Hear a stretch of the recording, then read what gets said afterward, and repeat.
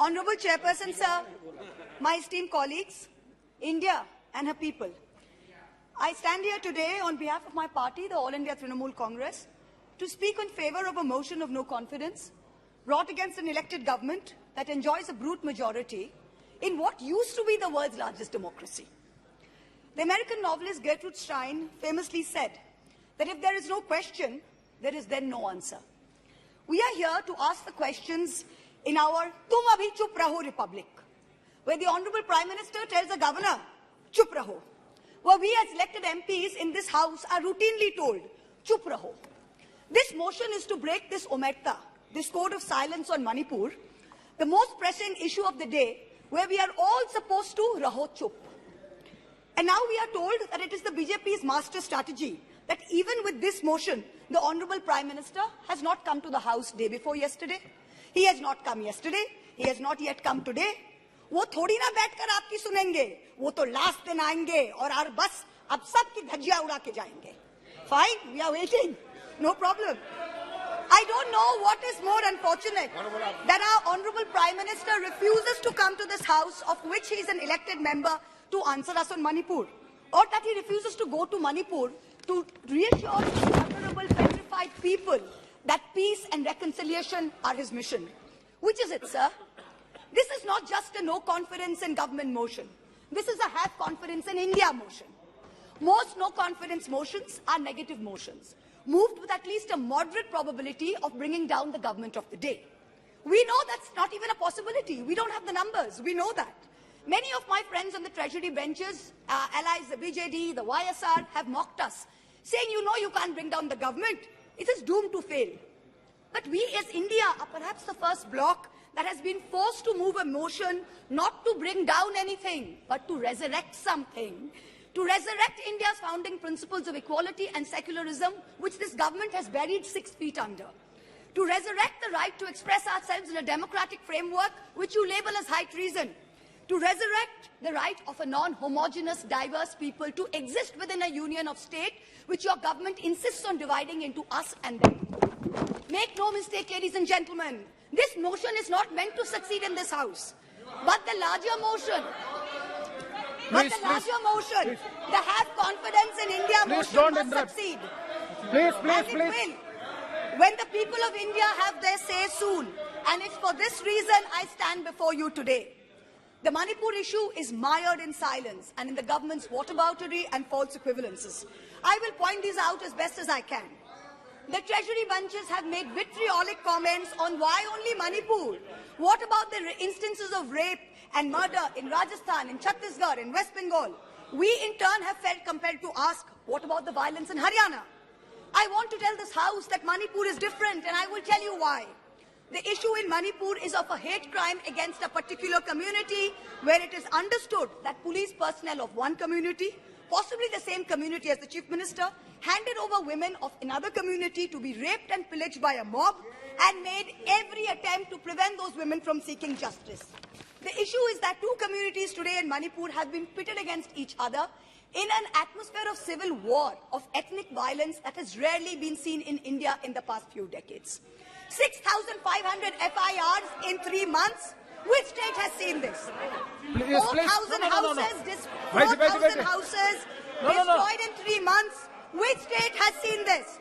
60,000 people displaced, 2% of the state's population. Which state outside of wartime or natural calamity has seen this? 150 people dead in 3 months. Which state has seen this? 300 places of worship destroyed. Which state has seen this?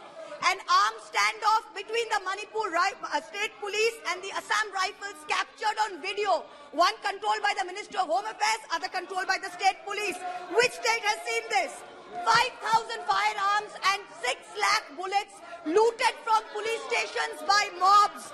Which state has seen this? Two ethnic groups armed to the teeth, a buffer zone between where hill cannot go to valley and valley cannot go to hill. Which state has seen this? The chief supporter supports one group, accuses the other of being drug runners. In truth, over 15,000 acres of poppy have increased in cultivation in the past 5 years. 250 square kilometers of forest land has reduced under this Chief Minister's watch. Which state has seen this? Only Manipur. No other state. Only Manipur. So stop your whataboutery. Stop your false equivalences. Address the problem, Honorable Prime Minister. We haven't heard of one change in the police force. We have not heard of one change in the government. We have not heard of one person taking responsibility. As a government in the center, which is also ruling the state of Manipur, this is your biggest failure of the double-engine Sarkar. So let us not insult other states by saying, what about Rajasthan? What about Haryana? What about Chhattisgarh? Manipur is a tacitly approved hate crime. Make no mistake, this is civil war. These are crimes against humanity. The harsh reality is while this government may have built infrastructure, it has destroyed institutions. And I will be doing an injustice to my role in Parliament if I don't call this out. In Manipur, the BJP's majoritarian bravado is destroying a state and tearing apart its people. I don't want to make this about politics. But Honorable Prime Minister, if you're listening, I beg you on behalf of the people of Manipur, change the administration. Allow all parties to work together to mediate a truce. Otherwise, even after your term ends, India will echo in one voice as to what went so terribly wrong in Manipur with such terrible consequences for our country. जिस पापी को गुण नहीं गोत्र प्यारा है, समझो उसने ही हमें यहाँ मारा है. India has lost confidence in you. The spectacle of the Prime Minister of the greatest democracy bowing to a religious seers of a majority in the chamber of a new parliament fills us with shame. Police manhandling and filing FIRs against champion wrestlers against a BJP MP accused fills us with shame. 50 panchayats in 3 districts of BJP-ruled Haryana issuing letters forbidding Muslim traders entering the state fills us with shame. नफरतों की जंग ने अब देखो क्या क्या हो गया. सब्जियां हिंदू हुई, बकरा मुसलमान हो गया. No, madam. You are creating it in every state. Now, Mahua Moitra We are not going to be bullied.